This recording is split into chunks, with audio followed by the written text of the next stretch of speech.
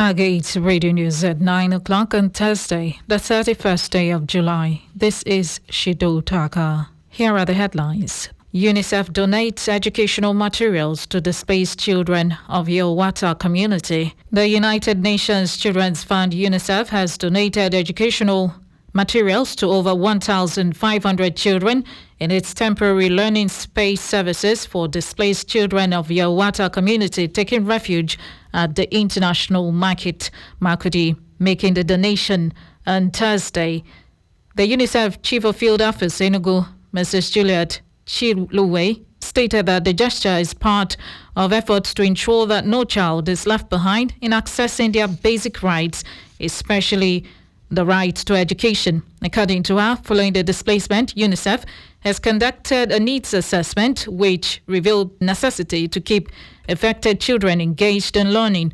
Hence, the temporary learning space was established in collaboration with the State Ministry of Education and the State Emergency Management Agency to sustain and enhance the children's ability to read and write. On her part, the UNICEF education specialist, Dr. Agatha Nzeribe, who explained that the children are engaged in early childhood learning with exposure to literacy and numeracy skills, access to school health services, and the provision of safety and protection while in school, also provided a breakdown of the educational materials donated.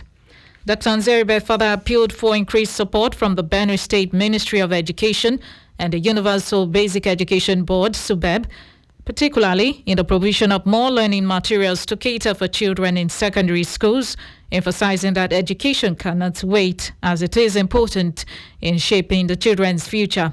Also speaking, the Permanent Secretary in the State Ministry of Education, Mrs. Helen Nambativ, commended UNICEF for its consistent support to Benue, assuring of the state government's continued partnership through the ministry. Similarly, the SUBEB Secretary, Dr. Joseph Jande, reaffirmed the board's commitment to supporting children's education and pledged to promptly address the immediate needs of the temporary learning space at the camp. One of the beneficiaries, Lilian Tesui, expressed joy over the learning materials she received, noting that her dream of becoming a nurse remains alive despite the challenges of displacement. Correspondent reports that the materials were immediately dispersed to the excited peoples who celebrated with joy and gratitude.